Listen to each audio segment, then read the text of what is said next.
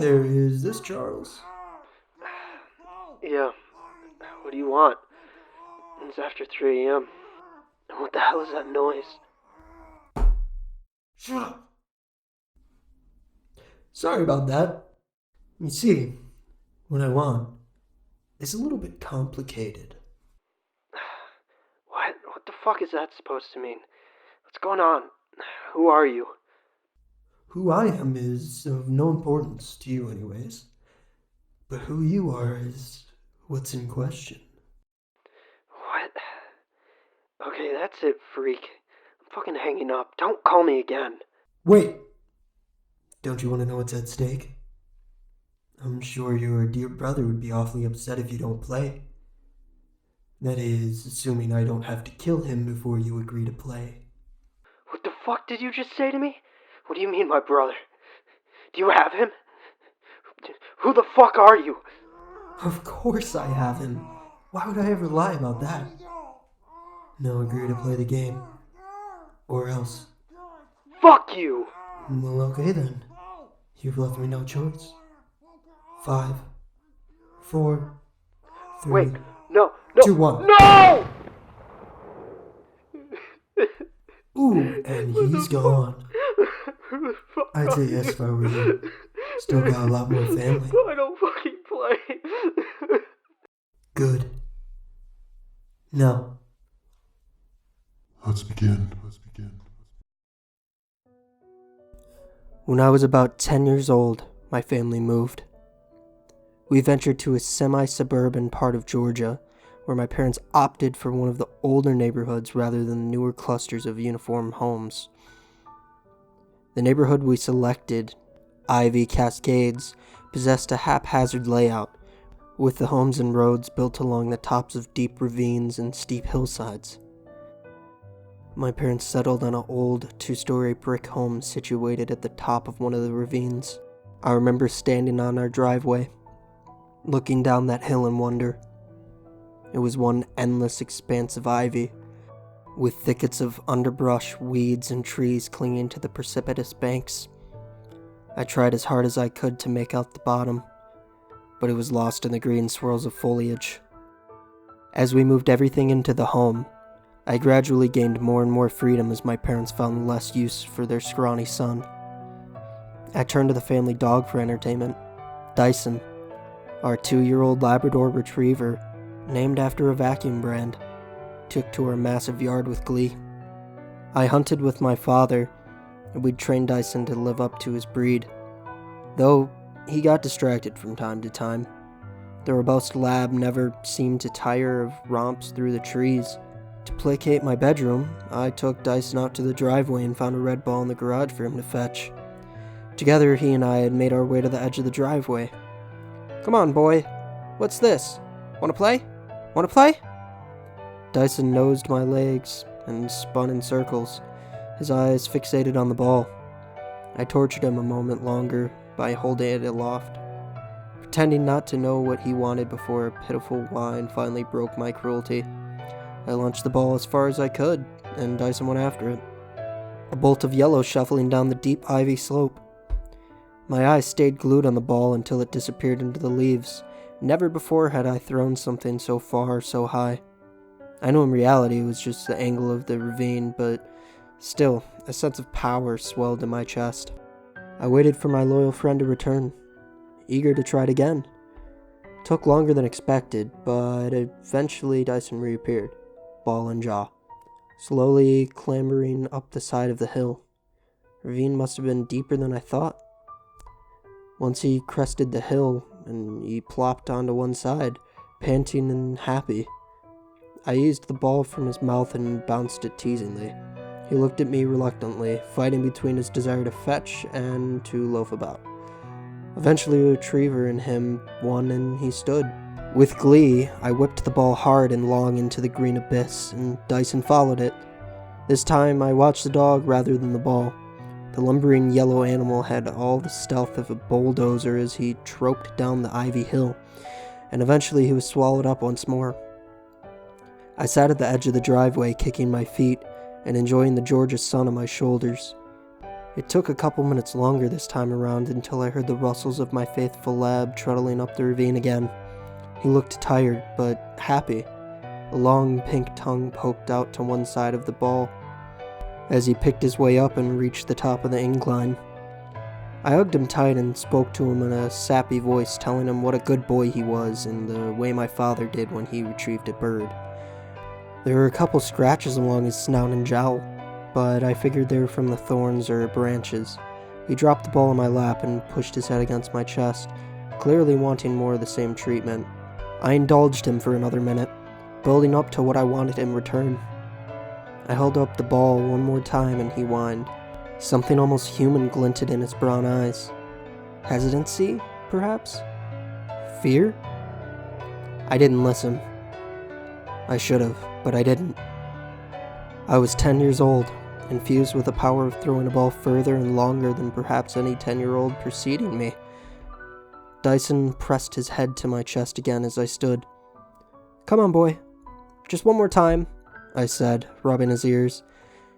He wagged his tail a couple of times, giving me enough reason to launch the ball once more. Dyson followed after it loyally, navigating the ivy-laden terrain with impressive speed. I watched him go and sat down again to wait. The swirls of bright green leaves deeper and deeper. Emerald ivy soon drew me into a trance.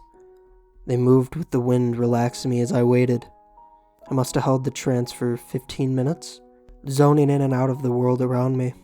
A thud from behind me caught my attention. It was my dad, dropping a couple of boxes in the garage before the door slammed shut behind him. I shifted my weight nervously. Dyson still hadn't returned. I waited for another 10 minutes, then another 5, then an extra 10 to be safe. But there was no sign of him. There were a number of things I knew could have happened. When we went hunting, there were always possibilities our dog would get distracted or injured. But this was a residential neighborhood, not a wilderness. I went and got my dad. After explaining what happened, he told my mom to take me inside while he went looking. The thick vegetation would be difficult to navigate without the proper equipment, so he dressed in his hunting gear. My heart beating wildly as my mom tried to calm me, but I didn't listen. Sense of fear had been mounting in my chest. Not outright terror, but dread. Together, my mom and I waited for hours as my dad combed the ravine and surrounding area. I could hear him tromping through the undergrowth, cursing on occasion as he slipped on dead leaves or some ivy. Found no signs of Dyson. We all came to the same hopeful conclusion that he got distracted and wandered off, that a neighbor had found him and would call us soon. But I could tell my father shared my doubts. That lab was trained, loyal, and able-bodied on difficult terrain. Rubbing his eyes, my dad told us we'd continue to search tomorrow, put out flyers, talk to people, though it would be difficult seeing as we just moved in. By the time my father returned, it was close to nightfall. We opted for early dinner, which passed in dreary silence, then an early night. I went to bed after kissing my parents goodnight. My dad held my back for a moment, reassuring me and telling me this wasn't my fault. I supposed he thought it helped, but even at my age there was an awareness to these heavy situations where I knew some of the blame was mine. Sleep did not come. My bedroom, which sat at the back corner of the house with a big window overlooked the ravine, waved with leafy shadows. I watched them, falling into a similar trance as earlier that day. Hours passed this time, but I didn't care. Shadows were comforting in this way. Just an endless sea of leaves. I'm not sure when the scratching started, but I noticed it when my clock read 2:38. It was a feeble, pathetic sound emanating from the base of my door. It sounded very much like someone was digging at it from the other side. I shivered and leaned over my bed to lower my eye line with the space beneath the door. I could just make out something black scrambling at the wood flooring. It dug with furiosity. Gulping down my fear, I let my hope of Dyson's possible return guide me to the door.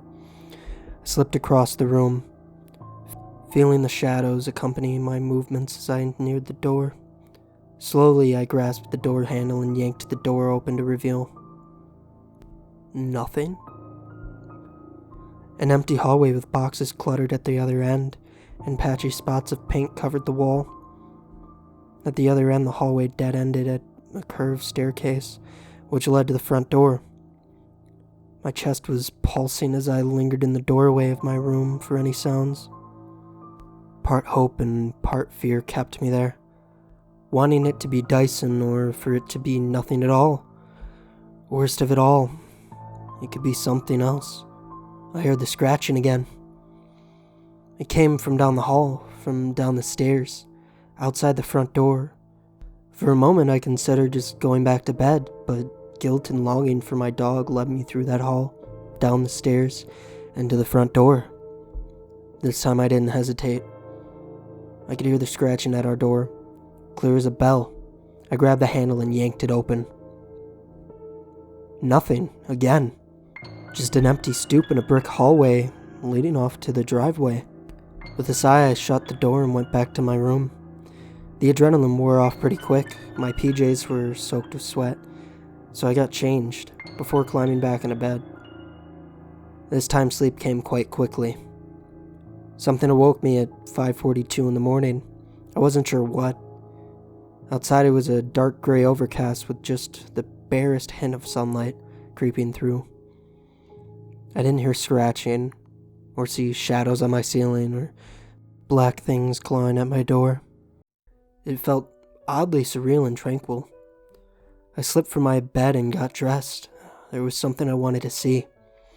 I slipped into the garage and opened it from within. It slid open slowly, so I ducked under it. From there I ventured towards the edge of the ravine again and peered into it, trying to find the bottom. Wasn't sure how far or how deep my dad had ventured down there, but he'd been gone for hours.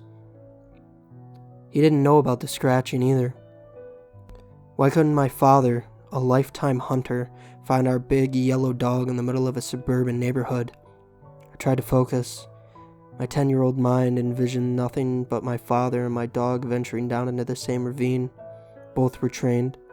Both were comfortable in the wilderness. Both had every reason to come home. And then a revelation hit me. Or at least the most logical solution a kid could think of. My dad had been searching for our dog.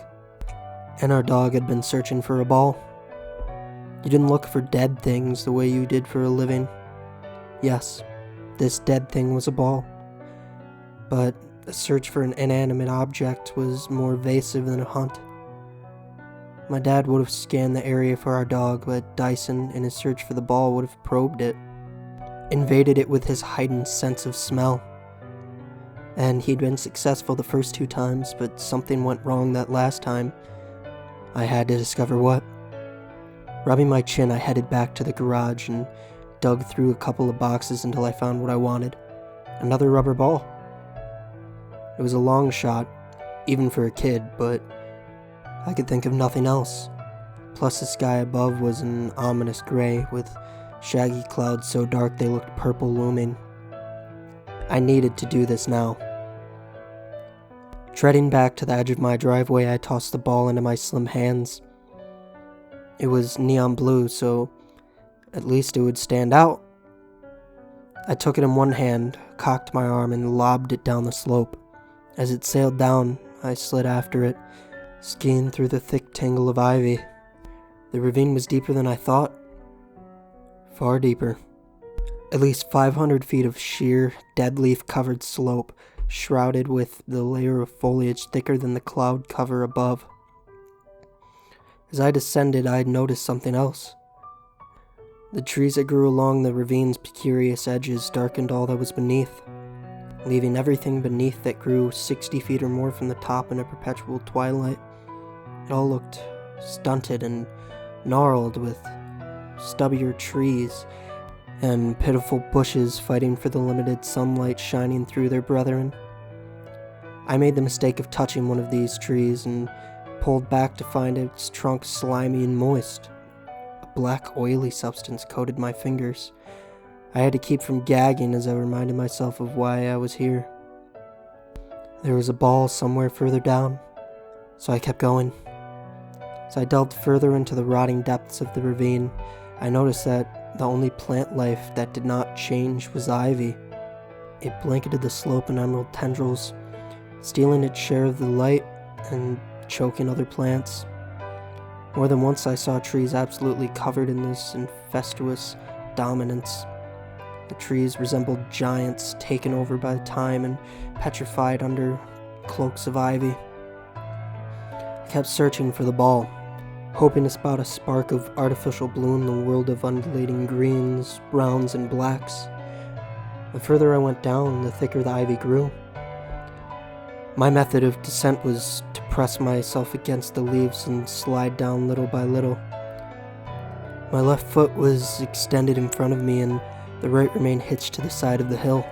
I continued to slide, feeling my way around and trying to ignore the ivy giants hunched over me. About halfway down, my left foot hit a deadfall. Some leaves caked atop a cluster of roots and broke through when I realized I had empty air. I tumbled forward crying out and slammed into the dirt hard. It didn't hurt terribly, but the impact did knock the wind from my lungs. I sucked in a breath, gaping like a fish as I scrambled to my feet. A clog of mud and roots lodged itself in my hair and I shook it free.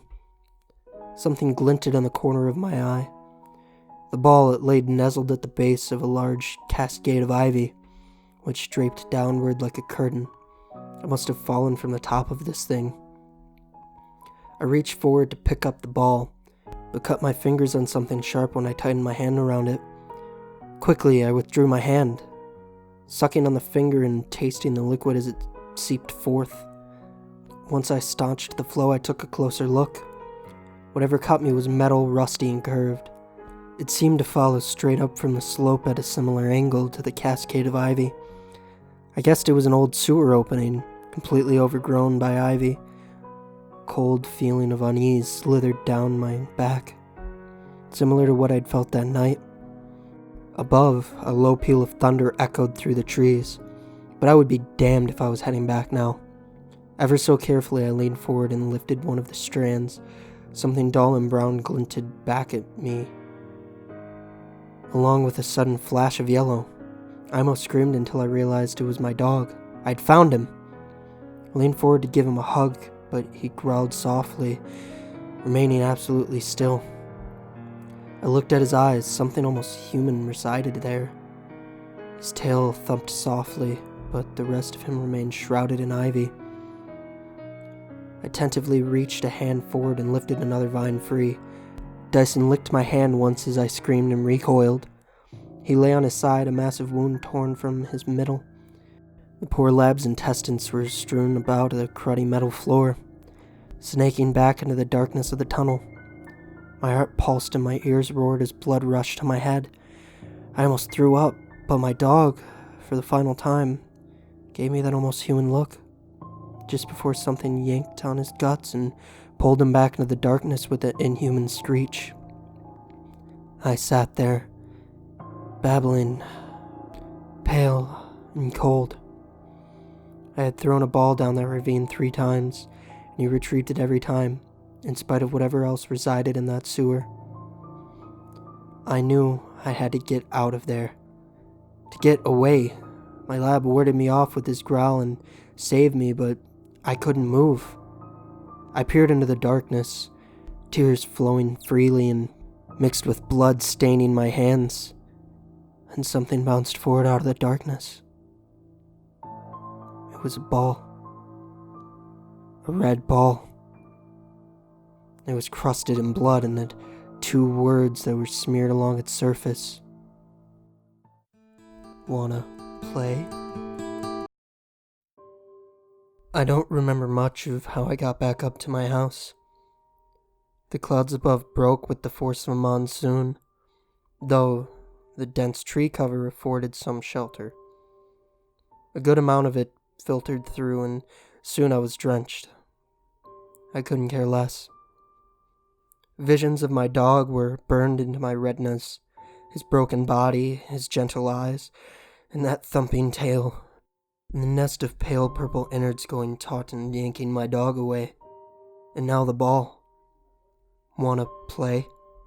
It was a taunt, visceral and foreboding. Choking back a sob, I gathered the ball in my arms and began scrambling back up the embankment.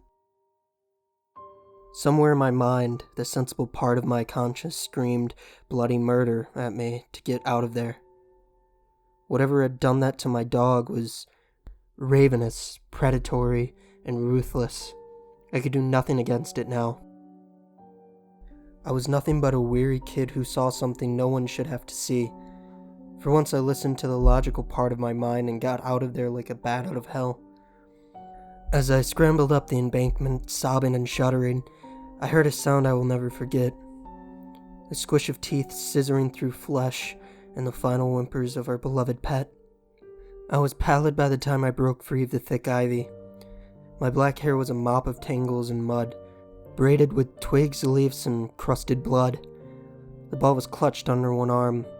I had planned to show it to my parents as proof of the monster that had ripped our dog apart, but the rain and my jacket had smeared it. I tossed it aside as I dashed into our garage, shouting for my parents.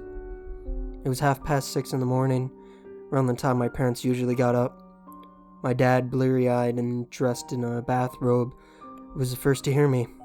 He was pouring himself a cup of coffee and ended up drenching himself with it. His curses joined my cries as my mom pounded down the stairs. She was probably fixing herself up for another day of moving boxes, but now she charged into the kitchen, looking half prepared and half asleep. When she saw my father clutching a burned hand and me huddled on a kitchen chair sobbing, she almost laughed. Perhaps she thought something funny had happened, that I'd scared my dad when he was getting coffee by accident, and how we were both reacting to a loud, uncertain situation. She was half right. My mom is a wonderful woman, average height, shoulder-length brown hair, bright blue eyes, and always patient.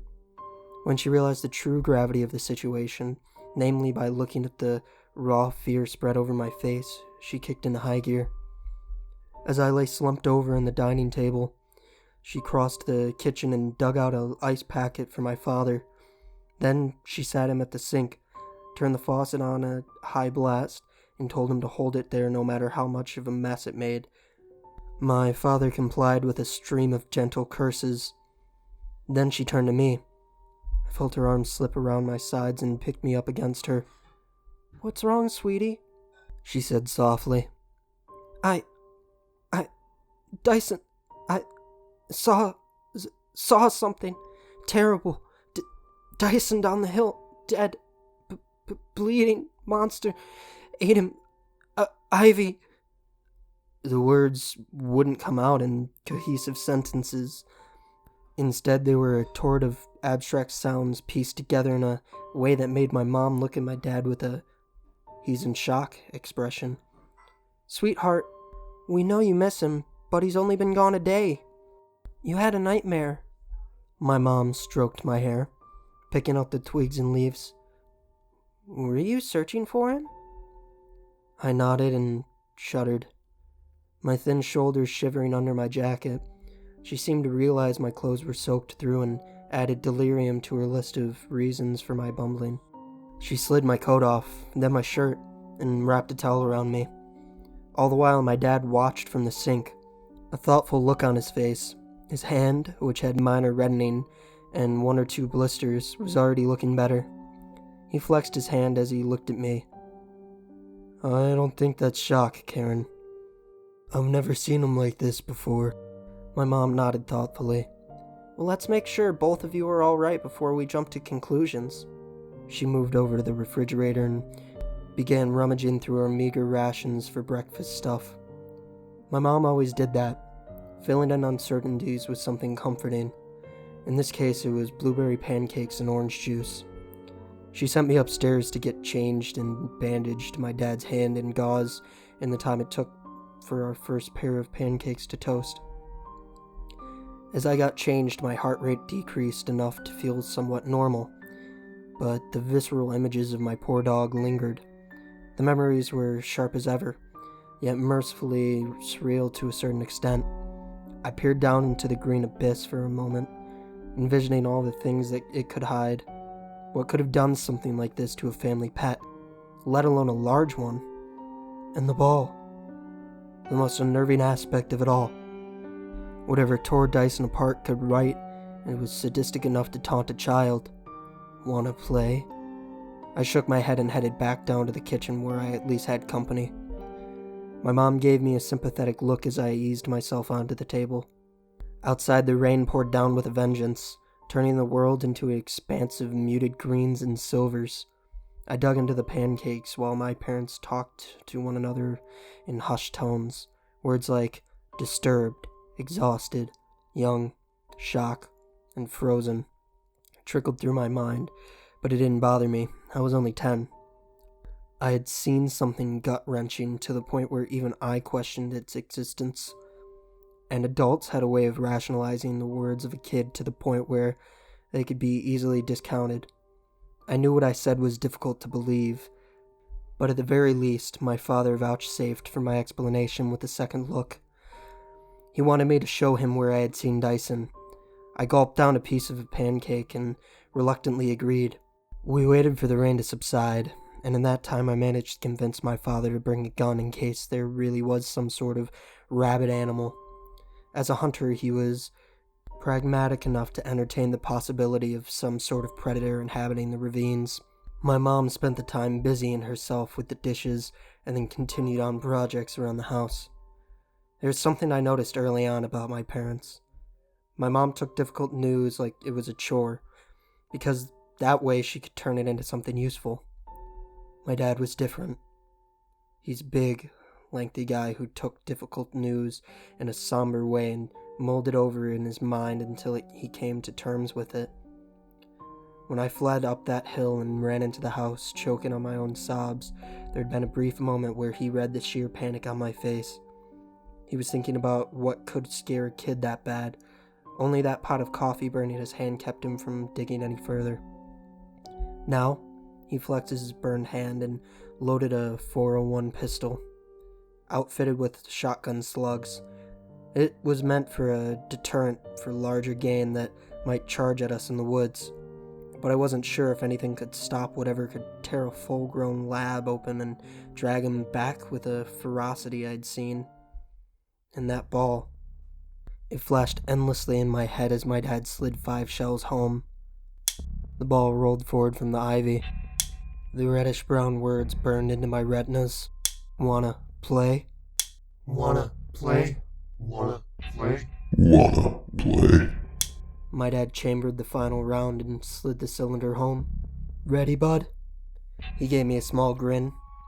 There was stubble on his face and rings under his eyes.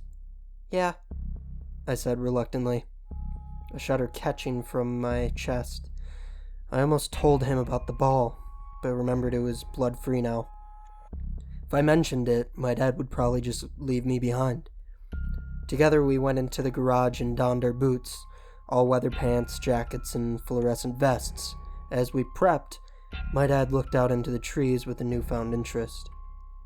You know, it's funny, he said, slipping the pistol into his holster. I don't think I've ever seen thicker vegetation in my life. Working through that stuff yesterday. Great workout. He patted his vested stomach. Guess we can work off those pancakes your mom made. Yeah, I said again. I could tell he was trying to keep things light-hearted, but that just made things worse. I just want him back. My dad nodded as we crossed the driveway and stopped at the edge of the rain-slicked ivy. In the overcast, it looked black as oil, gross and slimy to the touch. We'll find him, he assured me. I promise. Yeah, I thought. That was the terrifying part.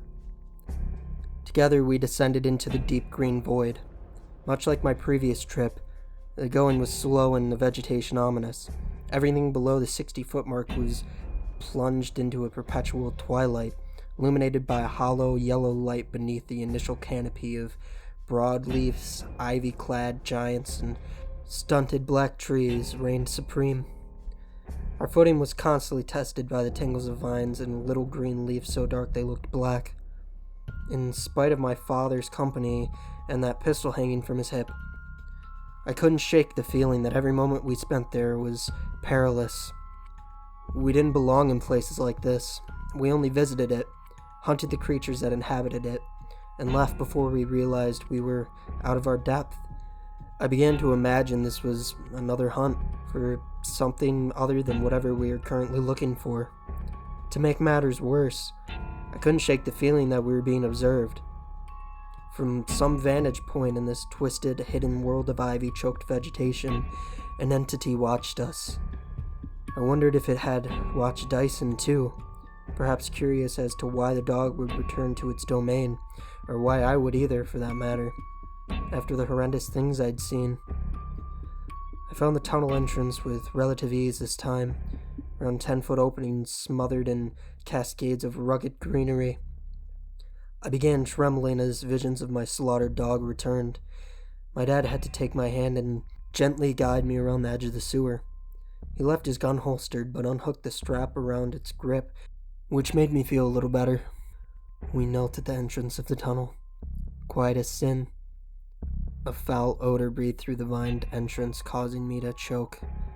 Rotting meat. My dad plugged his nose too, but he only laughed. "Woo, that sewage is nasty. Hope you didn't flush anything toxic down here in the past hour." My vision swam. Smell was sickening to me, not laughably disgusting. It reeked of decay and malcontent, like the corpse of an animal struck on the highway.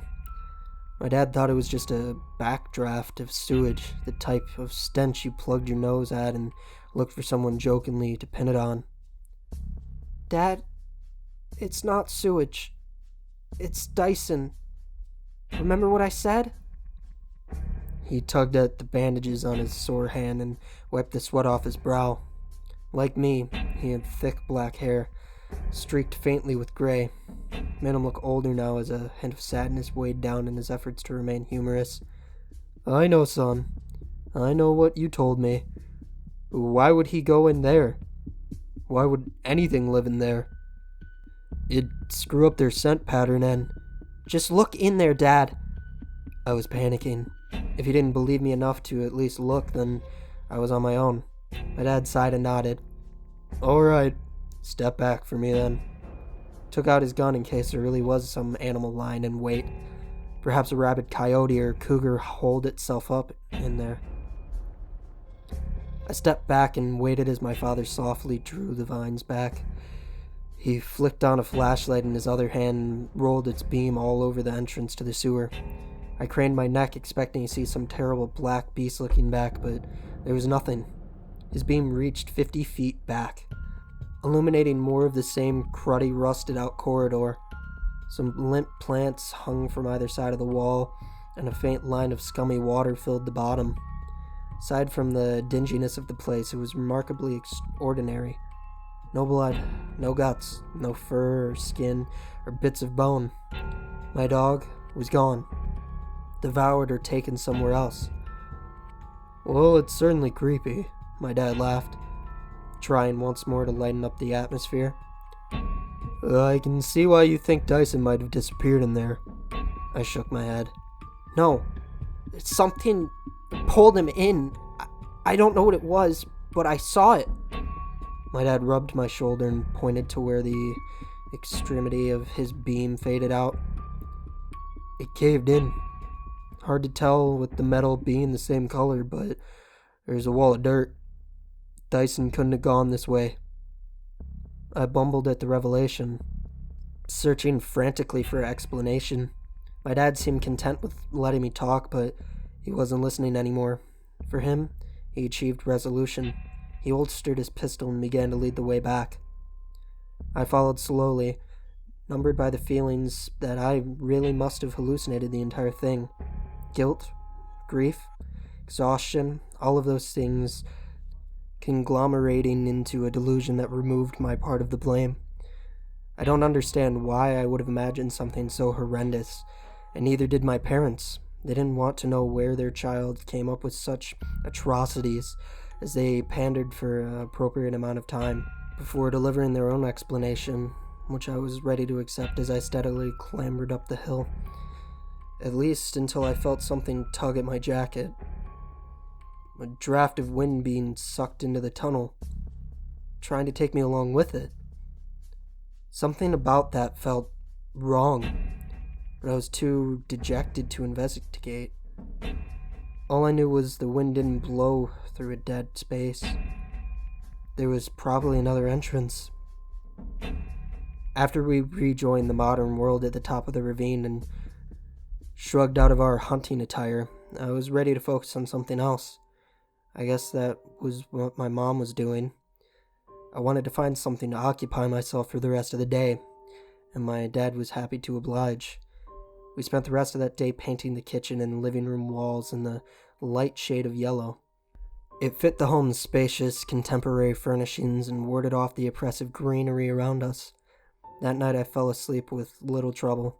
Shadows of the swaying trees above me lulled me into hypnosis again, and I stayed that way until I was on the precipice of slumber. Just as I was ready to pass out once again, the scratching returned. As ever, it was a frantic, pitiful sound. Thin shadows darted across the space between my door and floor, and I watched them passively. Fear mingled with the desire to sleep, and for once I let sleep win me out. The scratching faded with the darkness. Next morning I awoke at 6:32, rather early for me in spite of the past couple days wearing me down. But it felt good to be free of my bed. Got dressed quickly, hearing my parents moving about the halls as well. As I slid a bright green shirt spouting a logo of some tacky restaurant over my head, memory of the scratching returned. Shuffled over to my door curiously and opened it to check for a detail I hadn't thought of before. Claw marks. Whatever Dyson slid on the wooden floors, my mom would always flip out about the scratches he would leave, but I never saw him inflict too much damage. Just a small graze amid the thousands of our home. The base of my door was scratch-free. However, not a mark where I expected a ton of them to be. I scanned the small lip of wood where the door frame met the floor and gave it a closer look. I started on the left side and moved right, taking in every inch of the raised wood. Something caught my eye when I got within a couple inches of the right door frame. It was small and faint, carved into the same sketchy writing as the blood-smeared ball. "We gonna play someday." I shuddered at the childish enthusiasm. It was the type of writing one could expect from an adult talking to a kid or a dog. Condescending and syrupy. I gagged at the thought of whatever killed my dog might have thought it was only playing. Tug of war with its guts? There was no way. No way. My mind reeled at the message, trying to dampen the fear blossoming in my chest. But then a bone-scorching scream from downstairs shot that fear through me like a bolt. I scrambled downstairs in seconds. My father's 2 steps ahead of me. This time, he and I were careful not to jostle one another for fear of another accident as we stumbled into the kitchen. We found my mom standing paralyzed in the kitchen, glass shattered at her feet. She was gaping at our refrigerator. My heart seized in a cold fist as I saw the grisly sight too. A thin line of blood trickled down the sleek metal surface of the fridge, coming from a long, ragged, yellow tail nailed to the fridge door. It looked as if it had been brutally hacked off, with a couple of vertebrae hanging from the thicker end. My dad cursed and swept my mom up in his arms, while I watched on. If this was a game to whoever had done this, was a horrifying sight before me, a twisted variation of Pin the Tail? I didn't want to know, didn't care to. All that I knew was we were being toyed with in a sadistic child's game. And whatever the thing was had invited my parents to play as well. My parents were hectic for a while. I was too drained, both emotionally and physically, to process the horrific scene. My mom called the police and demanded a cop car be sent to investigate, and my father placed a towel over the grisly scene as we waited for the police. I was tempted to remind them of the thing I'd seen down in the ravine, but part of me knew they weren't looking for monsters. They were looking for a psycho, a home invader, mutilator. My dad had grabbed the pistol again, as if the perpetrator would return. I didn't protest. His presence made me feel better as I made my way out of the house and sat at the edge of the ravine.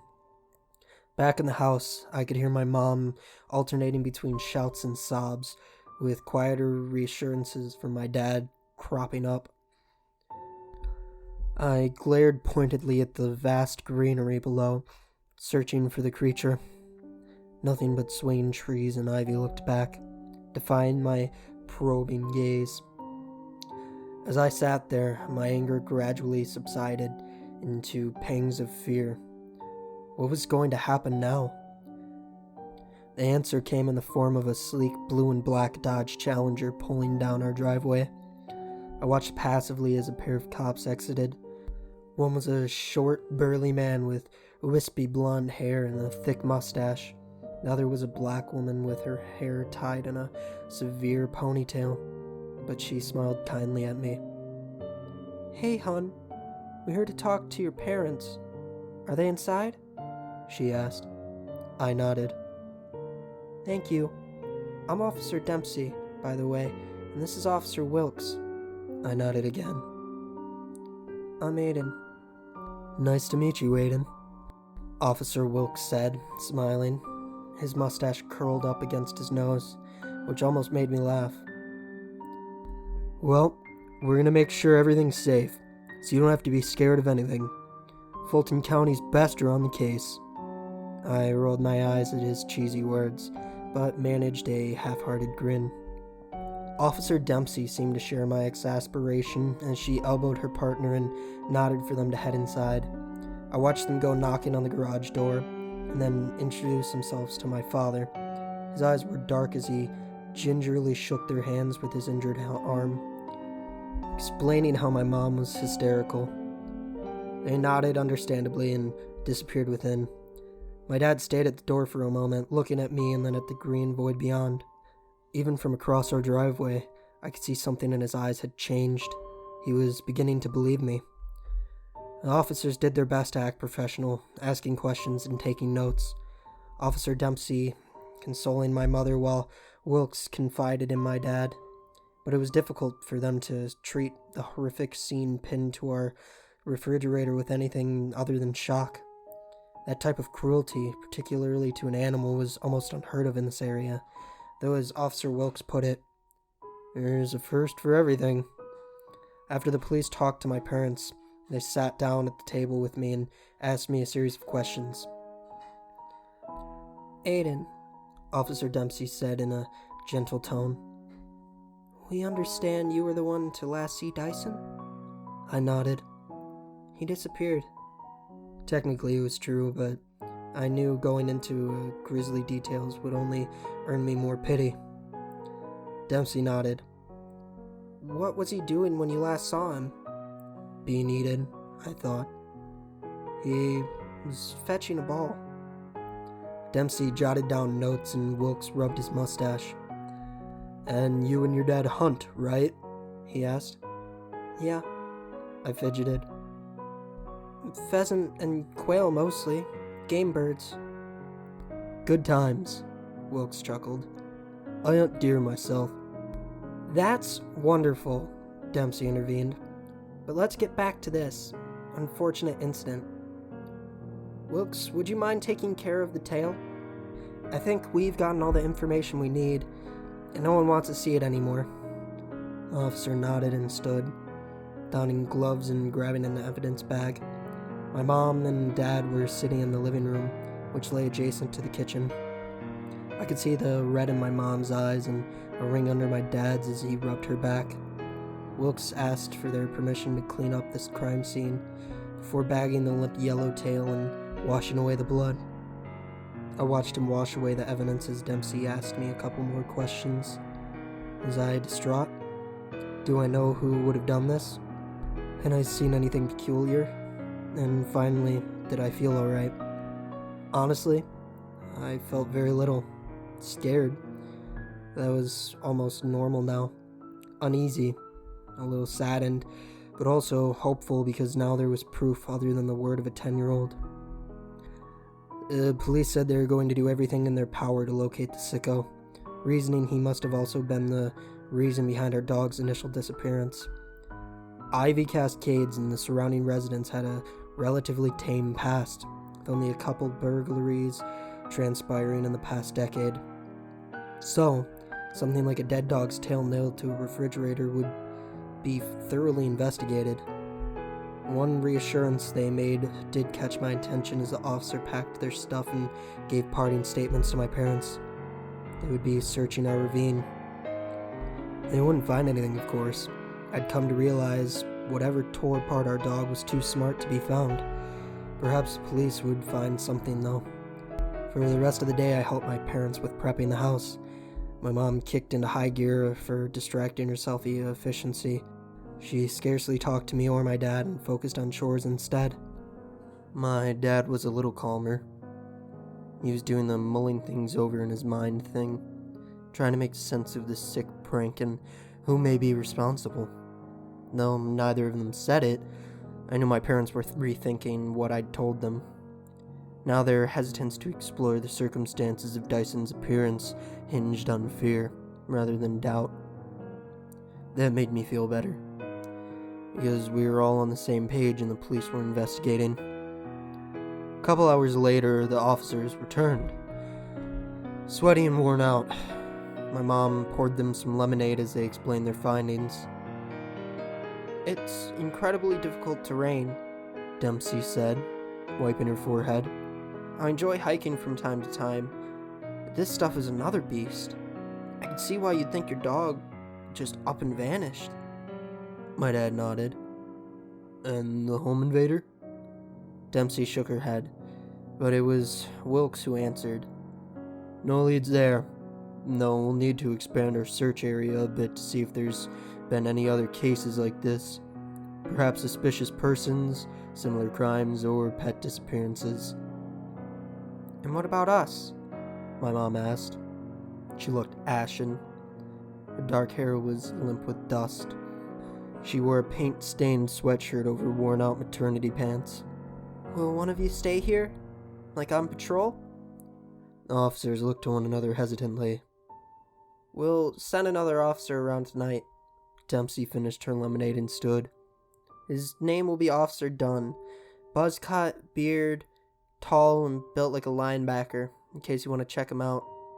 My mom nodded, looking much more comfortable. I watched as my dad placed a hand on her shoulder, which she took and held on her cheek. They both seemed disoriented. "Thank you," said my mom. "That'll be fine." Wilkes and Dempsey stood together, getting ready to go. As they did, Wilkes called me over and said, "You're a hunted man, right?" I nodded. "Well, I almost forgot, but I have a little switchblade I'd love for you to have. Perfect for skinning ducks, pheasants, and almost any type of bird." He looked to my dad. "Mind if I give it to him?" My dad said it was fine, and the officer led us to the police car, where he dug around for a moment before snagging a small, well-worn blade. "I kept it sharp for many of my hunting years," Wilkes said proudly. "You could castrate a fly with that thing." I took it, looking confused. "What does castrate mean?" I asked, thumbing the blade. Wilkes suddenly coughed and rubbed his mustache, while Dempsey laughed from inside the car. Your dad will explain it to you someday. Just take care of it and you'll be fine, hear me?" I nodded slowly, folding it in and out again as I walked home slowly back to the garage. It took me a couple moments to realize my dad was still talking with Wilkes. I watched the officer rummaging around again before handing him something round and green in a bag. My dad took it, looked at it for a moment, and then shoved it in his pocket. He spoke with the officer a moment longer. All I could make out was, "Found it, Ivy, nothing else. Didn't want the missus to hear. I'm sorry." Then Officer Wilkes shook my dad's hand and slipped into the car. As the officer pulled away, my dad slowly walked back towards me, his eyes dull and distracted. He kept fiddling with whatever Wilkes had given him, but I didn't have to ask why as I watched my father headed inside. I glimpsed the green object plenty of times, pulled it and tugged it about when it was attached to Dyson's neck. It was his collar. That night, sleep eluded me once more. Not in a restless or dramatic fashion, but in a crueler way. When you know sleep will come eventually, but not what seems like for hours. So I watched the shadows play on my ceiling. My bed lay facing the window, which offered a panoramic view of the endless backyard. Patterns of leaves and branches as dark as oil danced across my vision, bobbing randomly, never resting. It took me a long time, longer than it should have, but I eventually came to a realization that one of the shadows wasn't actually moving. It was thick and stood as still as a rock. I guess I just thought it was a tree trunk, but even those swayed ever so slightly. This one stood still. My blood ran cold. Only my eyes moved, tracking the shadows as I began to trace other details on my ceiling. Arms. Branches from the figure's shoulders just above my room. A long waist, stretching across the room where it ended, at a window. Trembling, I lowered my gaze to the window itself and peered hard into the night. I wish I hadn't. And there it was, leering at me from the trees. It was tall, twisted, and it peered into my bedroom with a face as dark as oil and crusted with dead leaves. It had black lips pulled back over stunted and discolored teeth, with gaping wounds spread across its face. Stringy hair attached to a gray-brown scalp fluttered in the wind as it finally saw me looking back. And that made it smile, showing me an oily black tongue behind its rotting teeth. It pressed its face against the glass and put one deformed hand the size of a car tire against the window. There was something limp in its hand. The monstrosity slid whatever it was holding over my window, and it left behind a greasy trail of blood, pus, and whatever else it was oozing. Then I saw the flecks of yellow fur and groaned. Dyson. The thing was using my dog's carcass as a toy, slowly spelling out cruel words on my window in festeral bile. P-L-A-Y.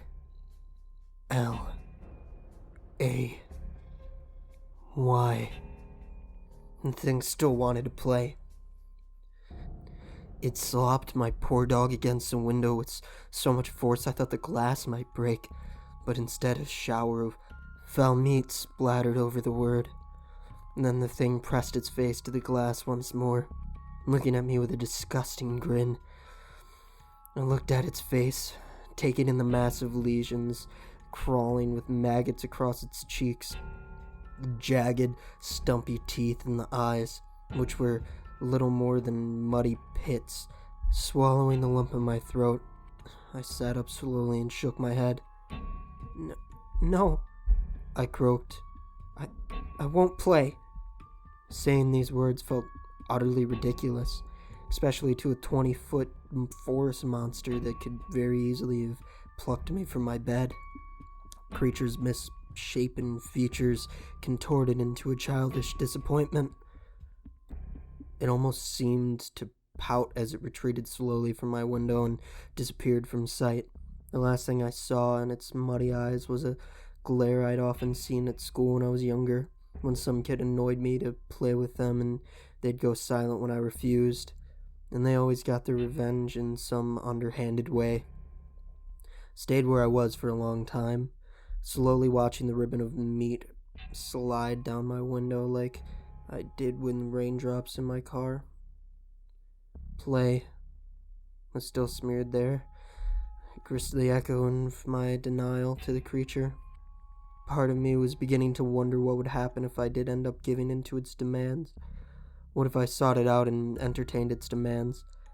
Another notion sent a jolt through me. What if it had wanted to play with Dyson, and the dog refused out of loyalty to me? He already had someone to play with, and the creature didn't like that, and now I had refused it. I closed my eyes and began sobbing into the pillow. Then the scream started.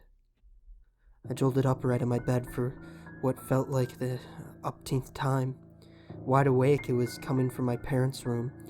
I scrambled out of my bed and ran down the hall where screaming grew louder. My heart pulsed with each wail, and it wasn't the terrified scream my mom had let out the other day. This one was full of pain. I threw open their door and saw something out of hell. The creature had smashed open my parents' window, covering the floor and bed in glass. Its upper body loomed inside the bedroom, curled up against the ceiling and hunched over their bed. I see thick layers of moss, algae, and scabbing chunks of flesh dripping from its frame. My mother struggled ferociously at its hand. It had wrapped around her waist, but got nowhere. My dad had been thrown out of the bed in a melee, and he struggled for the pistol, but the creature slammed him across the room against the wall. The pistol flew toward me and clashed to my feet, while my father lay stunned. His left arm had been shredded by the monster's claws, leaving him bits of broken bone held together by shreds of muscle. He peered up at the monster, his eyes glassy, before he croaked softly and toppled sideways, the shock knocking him unconscious. The creature cackled in glee at its first victory. Then he turned his attention to my mother, who was still struggling, and kicked. She had only stopped when the creature looked her full in the eye and opened its rotting mouth, then gurgled in a horrendous breath. "We play." My mom looked utterly confused at the thing squeezed her waist, shattering her hip bones and making her scream again. "No!" she moaned. "No!" Blood bubbled from her lips as she finally saw me cowering in the corner. "Get out!"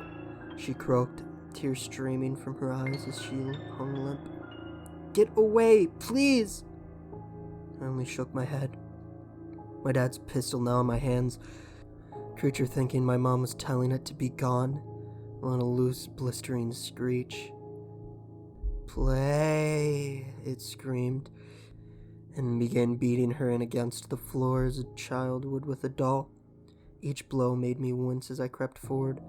My mom hung from the creature's blackened hand, her skull cracked and one of her arms twisted in a bad way. Quietly, I approached the creature, hot tears flooding my throat. "All right," I sobbed, pulling back the hammer. "We'll play." The creature smiled again, baring its ugly teeth. It rose from my mom up to me, and I lifted the pistol in return. "See? We both have toys," I choked out, and then I pulled the trigger. Bam! The first slug tore through his front tooth and blasted out the back of his skull like a rotten pumpkin. Thick, oily liquid splattered over the room. Bam! The second round punched a hole in the creature's face before he even knew about the first. Another splatter of brain matter and skull exploded from his head, causing him to screech and drop my broken mother. Bam! The third sheared off what I thought maybe have been an ear. It's hard to recall, though, in tears.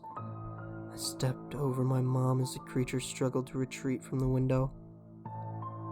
"Cheat! You cheat!" it bellowed, weeping yellowish tears and covering its shattered face. I made it to the window and finally saw the creature fully. Its legs were thin and scaly, like a chicken's. Bony, black talons served as feet as the monstrosity backed towards the ravine. Fired again, dislodging a chunk of the thing's hand with the powerful slug. "You wanted to play," I seethed, lovingly in the gun. "I'm playing." I fired the final shot just as the creature leaped into the ravine, disappearing in seconds. A satisfying screech filled the air as it disappeared again.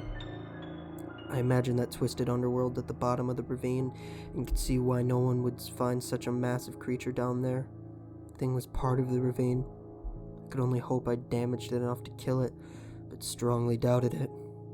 Staggering back, I dropped the gun and slumped to my knees next to my mom. She lay face down on the floor, her hair thick with blood as I gently brushed it aside, sobbing. As soon as I moved her, I knew she was dead. The force of those blows against the floor had cracked her skull apart and concussed her over and over. I kissed her once and turned to my dad. At the very least, my father was breathing, though his left arm had been sliced to ribbons. There appeared to be very little damage done to any other parts of his body. I did as he showed me and wrapped a bunch of sheets around his arm while he steered. He winced in pain as I tried to prop him up. He looked blearily across the room and focused gauntly on my mom. A couple tears leaked from his eyes as he began to lose consciousness again. "I'm sorry," he whispered. I finished tying the bandage to the best of my ability, went to call 911. The operator responded within seconds, and I reported the grisly scene to her through a combination of breathless sobs and chokes. Once I'd given her our address, I slumped against the wall where my dad dozed and watched the window. Thought tugged at the back of my skull as I waited. Something didn't fit in with all of this. I rose to my feet and slipped from my parents' room to go back to the front room, where I looked up a driveway and confirmed my suspicion. There was no patrol car in sight. What the policemen Wilkes and Dempsey had promised never came true.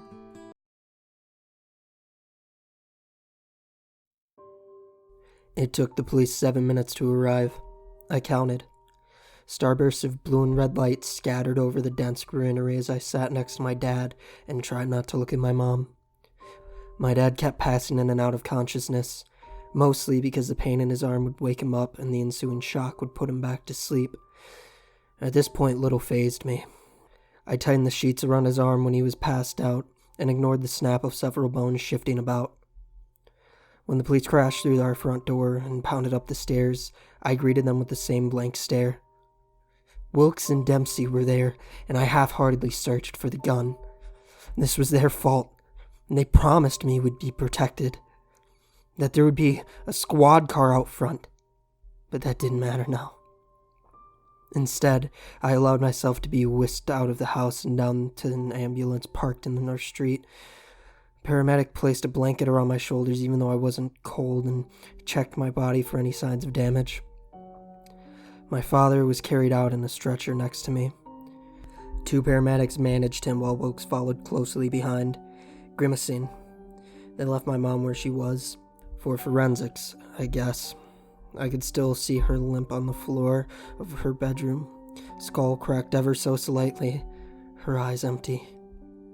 I'm not sure when exhaustion overcame me, but the last thing I remember was watching the lights flicker off the bottoms of the trees above me, and then nothing. The next morning I awoke in a neat room filled with plastic chairs, plush toys, kiddie books, and an old TV. I felt something hard shift in my right pocket and brought out the hunting knife Wilkes had given me. I opened the blade and stared at the polished steel, trying to come to terms with what happened that night before.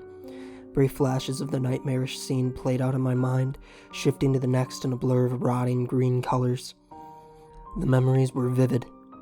My dog smashing apart against the window, screams of my parents, my dad being thrown and my mom being slammed into the floor. I would never rid myself of that horrendous sound, that small, ear-grinding crack before her eyes rolled back and she went limp. The blade reflected my ashen features, showing the blood drained from my face. Kids were not built for this caliber of loss. A dog could be grieved for with time, a mother over a longer period, but when a monstrosity ripped all of that away simply for a childish indulgence, it made your very existence questionable. The only reason I looked up when I saw Wilkes' form slip into the room and the blade was because of my dad. I still had him. I prayed to God that the monster hadn't sliced his arteries. As I look up, I caught a glint of guilt in Wilkes' eyes and remembered the final peculiarity of the night before. No patrol car. I folded the knife closed as Wilkes took a seat opposite of me. Where was the car? I asked. You promised me protection. Yes, about that. Wilkes stroked his mustache furiously. Aiden, what happened to your parents was tragic. The brutality of the home invasion can wreak havoc on a child's mind. Home invasion? I couldn't help but laugh thinly, imagining the gruesome visage of that atrocity breaking in. A monster attacked us. It broke through our window. It killed my dog. Wilkes was fidgeting again, sweating. He took out his notepad and read over something. Yes, that's what you told us last night. But you were also catatonic, son. We're having forensics look over the scene now, and, well, the front door was tampered with, and there was dirt on the stairs.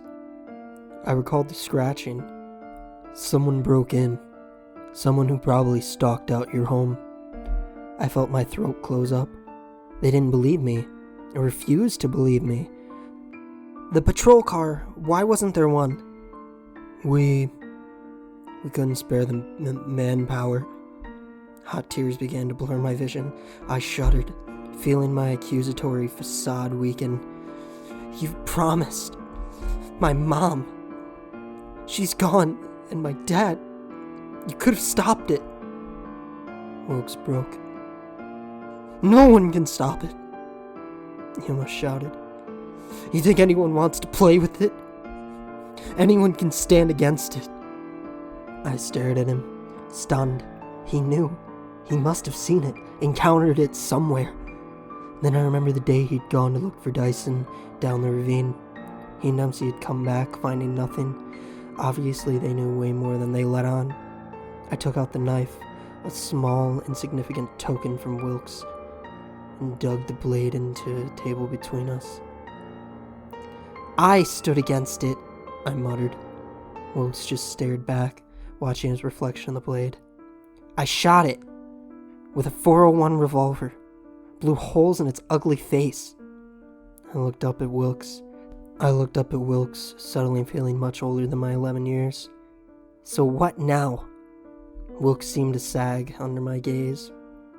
We're gonna put you in a motel for a couple weeks with an officer. Not you, I hope. He winced at that, but continued. You'll stay there until your father is capable of taking care of you again. I felt guilt squeeze my chest. I'd forgotten about his injury. How is my dad? Stable. Wilkes looked relieved to deliver some less brutal news. He received 42 stitches and a liter of blood, but the damage was repairable to a certain degree. We're not sure if he'll be able to fully use his arm again, but he'll certainly live. I nodded, feeling the pressure on my chest lessen. When will he wake up? 3 to 4 days. And in the meantime, I'm just gonna hold up in a hotel? Wilkes nodded. Everything passed in a blur after that. The officer assigned me was someone new to the force, but friendly and comforting. I spent a lot of time watching TV and reading Goosebumps, a way to diffuse my situation, I guess. Campy horror to dilute true horror, whatever worked. They made a mistake with my mother's body, cremated her in some bizarre mix-up after analyzing her for evidence. Concussive force to the head caused by a blunt object was the official cause of death. The news of her cremation hit me hard. I'd been hoping to say goodbye in a way my parents often talked about. Open casket, condolences, comfort, and peace. As difficult as those couple days were for me, though, my dad had it worse. He spent 4 days getting his hands stitched, probed, bound back together. It'd been a messy injury, and the creature's claws hooking the muscle on his left arm, sliding it almost entirely free from the bone. And when he finally came around, sentient enough to recall the horror, he encountered precisely what I had from the day Dyson died. Disbelief and pity. No one believed him. They brought up shock, meds, pain, tragedy, loss, adrenaline, love, and pretty much every other logical diagnosis to filter his ravings of a tree monster attacking him and his wife. He only went quiet when the somber details of a cremation were reported. When he knocked on my hotel door, he looked worn out, both mentally and physically, but he still remained strong enough to take my running hug in stride. Holding me close as he laughed in a mixture of pain and relief. Only when we sat down together and the officer who'd been staying with me left to get groceries did he finally break. I sat by, crying out my own grief, while my father, reduced to a near infantile state, absorbed the helplessness of his situation. He was never one for tears, but he sobbed in that apartment. Fractures of the monster, of his arm, and most of all of his wife, my mother, broke free. I found myself at a bizarre crossroad as I comforted him in mutual loss. We'd switched places through the brutal tragedy, all because some cretin wanted to play with us, a cretin powerful enough to intimidate law enforcement. I had to remind myself, no one would ever believe my dad or I about this, and between the two of us, I feared I might be the only one who'd be able to move on. More time passed. The investigation conducted on our home took a week due to the law checking up on the surrounding environment. I wondered if the creature would make another appearance, eager to play, or if the otherwise intimidate. In either case, I shuddered to think about the ungodly ravine. It was too deep to be natural. It contained such evil. By the time the investigation wrapped up a week and a half after the initial incident, my dad seemed to be making a recovery. His hand, though, far off from recovery, seemed to be giving him less pain, and we'd be able to spread my mother's ashes in a nearby river. When Wilkes came to us the day after telling us we could move back into the house, I almost laughed. My dad held me back. "We need to get our stuff out of there," he explained to me. "Your mother's belongings, yours, mine, all of it. We'll move far away." I swore. He glanced at Wilkes when he said that, but the officer only looked away guiltily. "One night," he promised. Fighting back a shudder, I nodded. "One night, and then we go." Some part of me knew this was lunacy, but my dad seemed as though he might benefit from closure. To take a piece of Mom away from that house himself, as though he could rescue her.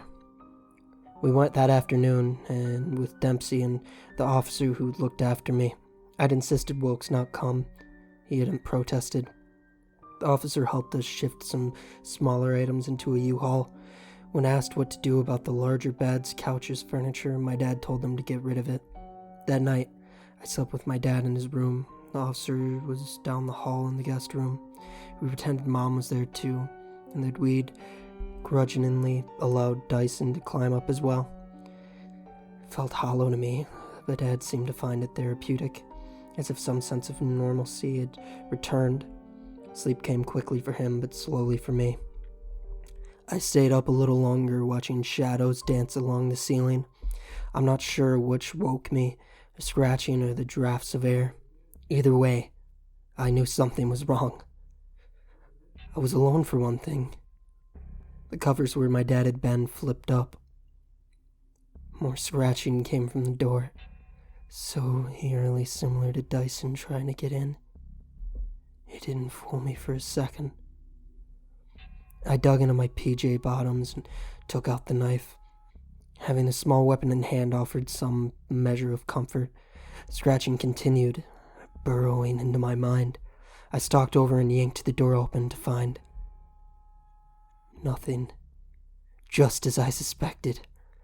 And then I felt a pull from the hall, sucking at my PJs and swirling towards the staircase.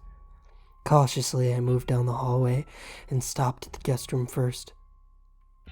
No one there. My heart thudded and my grip tightened on the knife as I slipped towards the staircase and began to descend. The air continued to pull me along like a great inhalation. At the end of it, I found my dad sitting at our kitchen table, unmoving. I slowly crept around him, brandishing the knife for any sign of danger. There were none to be had. "Dad?" I whispered. "Are you all right?" My father turned to me and smiled, sad and pained. "I'm not sure, Aiden. Thought it was for a while, but I don't know anymore. I stepped up to the counter and jolted when I saw why he remained so still. His arm lay palms up on a granite surface, one of a patchwork of purple and yellow, the other slightly red from where he'd spilled coffee on it, and in between lay a .410 revolver. My mind reeled from its appearance. The police would have locked it up as a piece of evidence, but then someone like Wilkes could have just as well easily moved it. Dad? Don't worry. My dad rotated his arms softly in the light. The fresh stitches in his left glinted back, his skin appearing translucent. I'm finally at peace. I know what I am now. For your mother. For you. These are perfect metaphors. He wiggled his right hand, but his left remained limp. Completely fucking useless. I winced at the curse. Dad? Please. You're not. I need you, okay? We can get through this. My father shook his head sadly. No one believes us. No one will ever avenge your mother. He was crying again, a faint smile gracing his lips as he looked to me. His right fingers wrapped the revolver, and suddenly the barrel was under his chin. Go play, Aiden. Go play. I jolted. My father's face ruptured into a miasma of gore. He flopped against the table. I gaped at him, hearing the shrill wheezes of his shattered jaws struggling to suck in one more breath. Go. Play. Tears prickled my eyes as I marched past him, past the refrigerator where the hole in the wall still resided, through the garage, across the driveway to the edge of the ravine. An emerald crevice yawned before me, and suddenly his face loomed out of the night. Ugly, patchy as ever, with pus dripping from open orifices and scabby leaves peeling from his misshapen head. He hovered over me with a rotting grin. Play. He asked. I nodded, the knife trembling in my grasp as I stepped into the void. Yes, I croaked hoarsely, slipping down the slope towards the sewer. We'll play.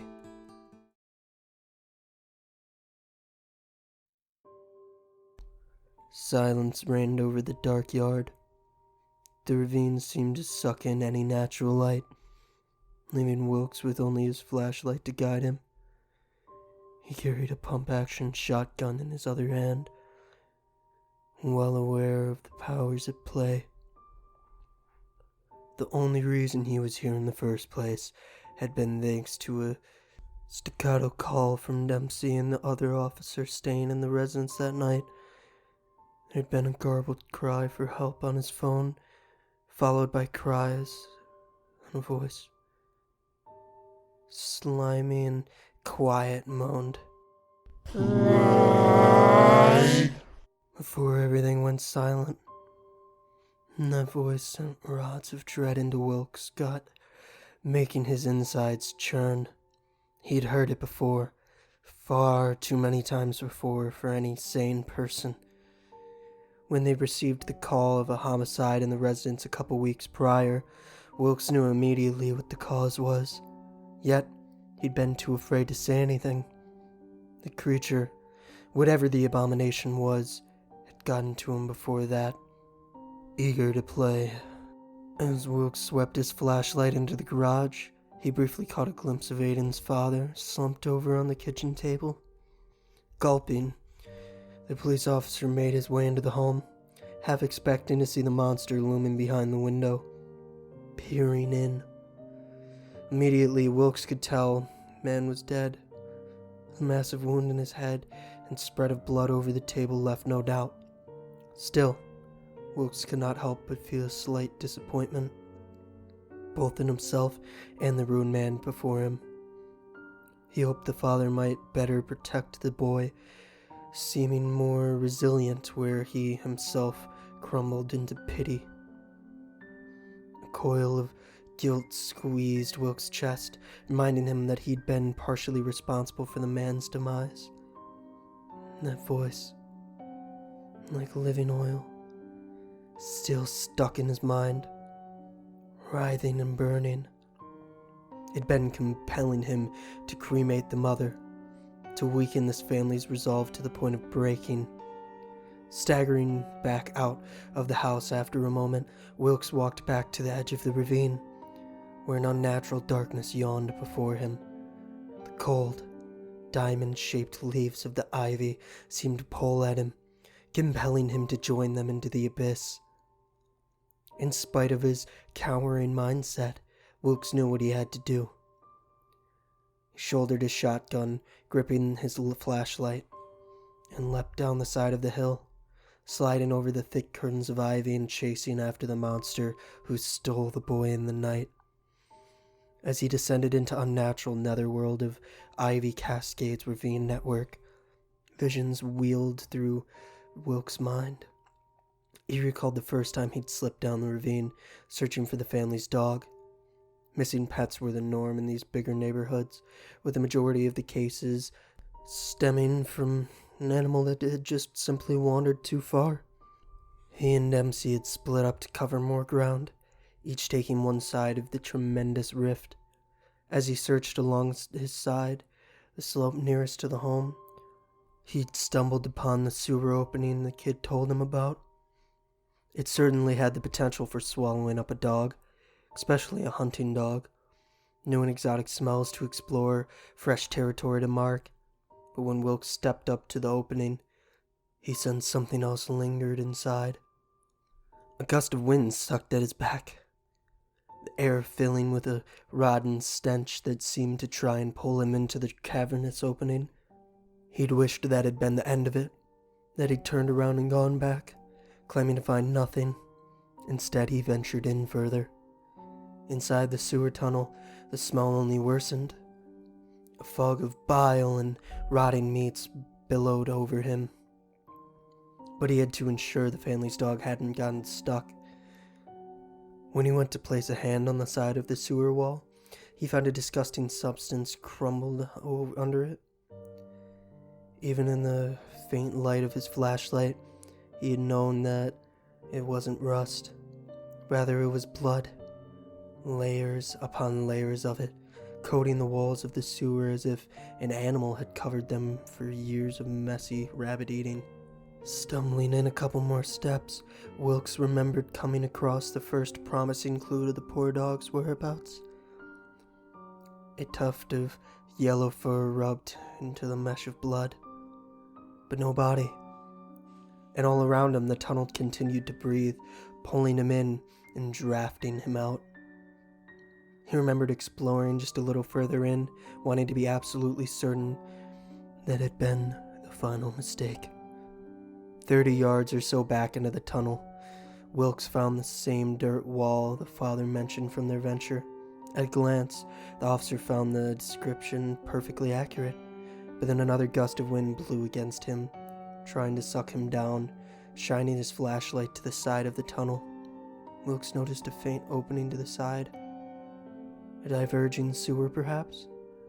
It was buried behind the wall of dirt and roots, but the draughts of stagnant odor were endless. Wilkes needed to investigate further. He remembered pointing his flashlight into the opening, feeling the tunnel's breath raise the hairs along his neck. When he leaned in closer to see what lurked beyond, a massive yellow eye appeared in the beam of his light. He yelled out, stumbling back against the crumbly walls, the eye watching him. And then it disappeared for a moment, taking the gusts with it. Heart pounding, Wilkes began to scoot back frantically towards the sewer opening, but not before a long, grotesque hand reached out of the abyss and wrapped around his waist. Breathless and trapped, Wilkes realized the wall of dirt was actually a door of sorts, fashioned from mud and sticks and bones, fitted to the sewer. The thing that had him now was intelligent, capable of building things and hiding from others. Its grotesque features bore into him as he crawled through the door completely.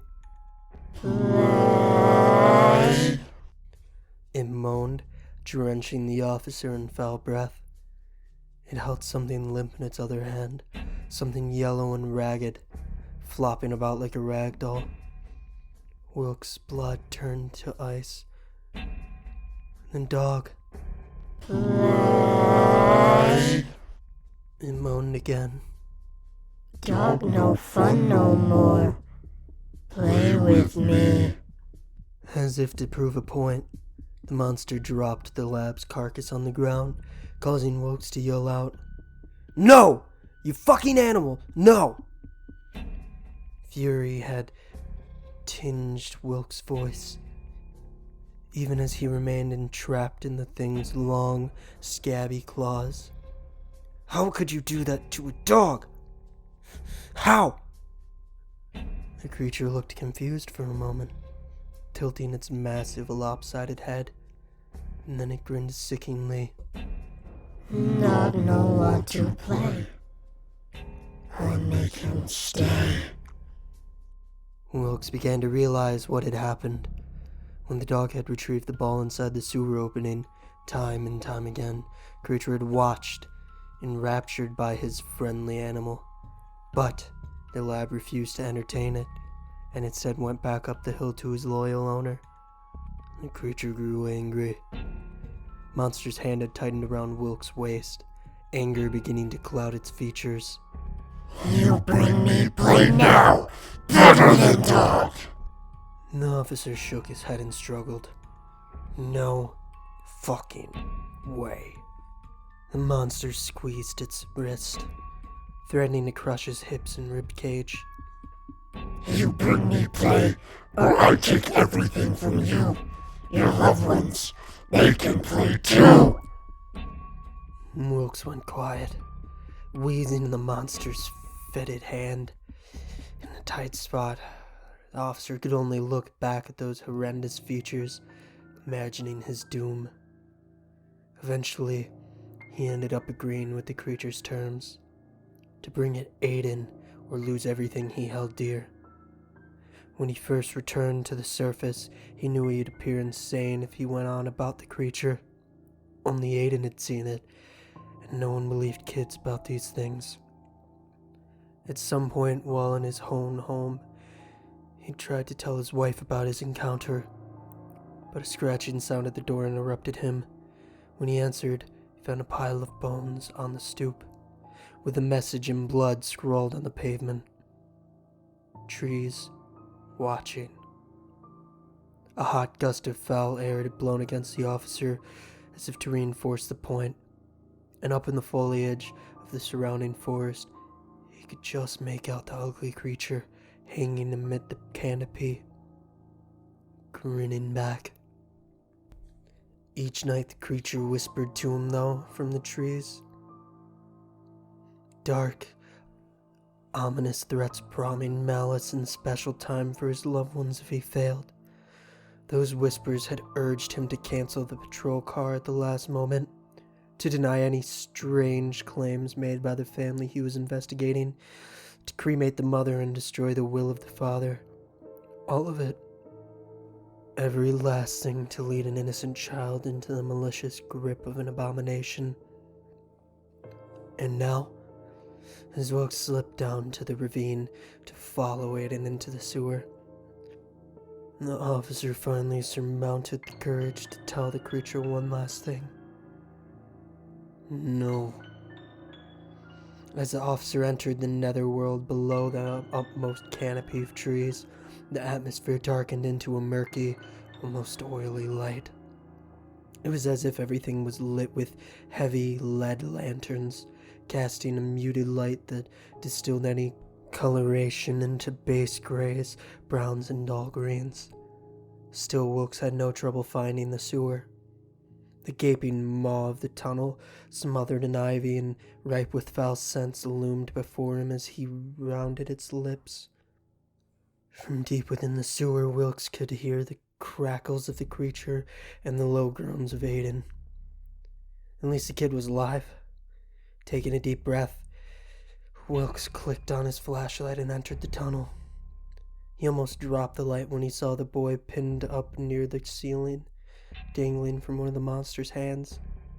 Aiden's face was bone white as the creature slid a claw deep within his stomach, worming it around slowly and tortuously. Wilkes almost puked as the creature crooned. Soft. Not kill you.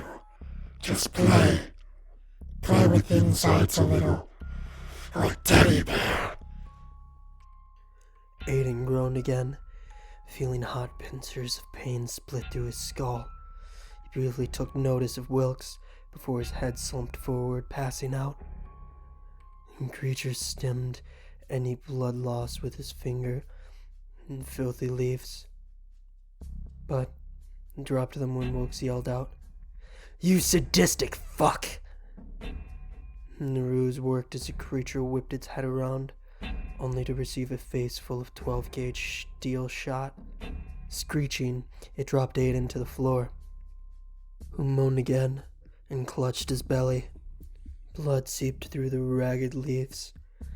The creature tripped over his long legs, hunched in the tunnel, and clawed at its face. Wilkes pumped and fired again,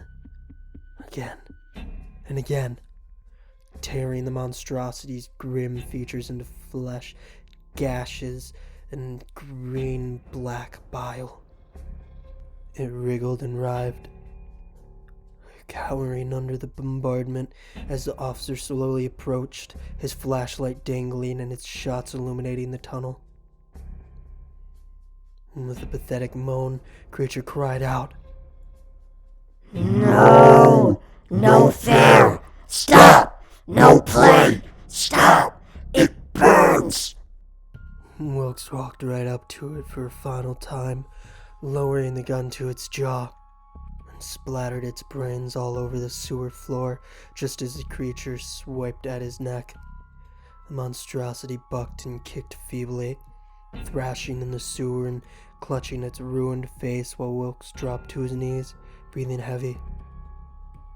His hands were at his throat, struggling to hold the sloppy gash in place, but he knew the injury was severe. Slowly he crawled over to Aiden, who'd gradually come around during the melee. The blood flowed from his stomach and staunched for the time being, though it burned fiercely, and he looked at Wilkes slouched beside him. "Wilkes," I groaned, clutching my waist. "Your throat." The officer grimaced, holding on to his neck. His mustache was steeped in blood, but he managed to etch out a couple final words. Get out." I could barely hear him over the pain-choked throes from the monster, but I understood. He wouldn't last any longer than the creature. I began to rise up against the wall, using the curb to aid me. My insides churned, but nothing, hopefully, had been punctured. As I rose, I gave the officer one final squeeze of his hand as he slowly lay back. Just as I almost stood, though, another hand encircled my other ankle. It was covered in crusty, discolored gore, and held onto my ankle like a vice. And the creature's head, ruined and cratered, entered the glow of Wilkes' flashlight. One large, bloodshot eye gazed up at me, pleading, full of pain. Through ruined jaws it quaked. Please, play. I stared back at it, fumbling in my pocket with one free hand, and then, with a scream, I buried Wilkes' folding knife into its eye, all the way through the sledge. It croaked with one final time, just as Wilkes sighed, his eyes going glassy. I leaned in, teeth grit together, grinding the knife in. You killed my dog, you fucking shit stain. No one will ever play with you. I left the knife buried in its ruined skull, just to be sure. Then, straightening, I took hold of my wounded gut and very slowly stumbled out into the night. Getting back up to the top of the driveway took a long time. It was agonizing and endless, but I eventually crested the ivy ravine. My insides burned from being shifted around, and they were very likely infected. But living in the moment, there were far greater worries. I wanted to be gone from that place for good, to wash it from my mind and move on. With a pained grunt, I ventured into the house for a final time and called the police. And those series of events took a long time to recover from. It's been over 10 years. I'm 21 now, living on my own. Well, the fuck away from Georgia, in a pretty good condition. It took a while to come back from the damage that creepy fuck did to my guts, but fortunately, he didn't tear anything. I guess he was really just playing. Emotionally, I was a fucking wreck. Equal parts trauma and grief plagued me for years, before the graces of therapy resolved my issues. I got a foster home. Wonderful surrogate parents in nowhere, USA. No trees, no ravines, no fucking ivy. And there were few other relatives on either side of my parents' sides. So, their losses were attended mostly by myself, close friends, and one or two long-distant relationships. As far as the details of the case went, any evidence of the monsters dissolved back into the forest. The police found zilch when it came to that fucker. But I could hardly care. My dad, the death of Wilkes, and the disappearance of those two officers staying with us that night were all ruled freak homicide by an unknown assailant. Of course, I was investigated, but it quickly became evident that I probably wasn't able to make two full-grown men disappear on my own, or kill my own father for that matter. Wilkes disappeared too. Not sure whether the force sucked him into the depths or something else took him. No word of his whereabouts ever made it out of that ravine. Growing up, I struggled between hate and admiration for that man who both condemned my family to the clutches of that monster and sacrificed everything for me in the end. Either way, I felt ultimately sorry we were unable to find him. Those searchers did locate the shotgun, folding knife in the sewer. I tossed the knife in the fire. A top-to-bottom analysis was done of that tunnel, by the way, and the investigators only found dirt there. No crusty blood, no false door, no hidden opening capable of housing a massive creature. Just an old, abandoned sewer. I guess a ravine reclaimed it or shifted it. The more I thought about that uncanny underworld buried beneath the suburbs of Ivy Cascade, the more I began to suspect the entire landscape lived and breathed. An ancient malicious force, breeding creations as evil as hell and resisting against the slow encroachment of urban development. Whatever transpired in that neighborhood, though, it no longer concerned me. I'd escaped, survived, recovered. Now, living in the nondescript home off Buttfuck Boulevard in a speck of a town, I spent my days working quietly, keeping to myself, and taking care of my new lab.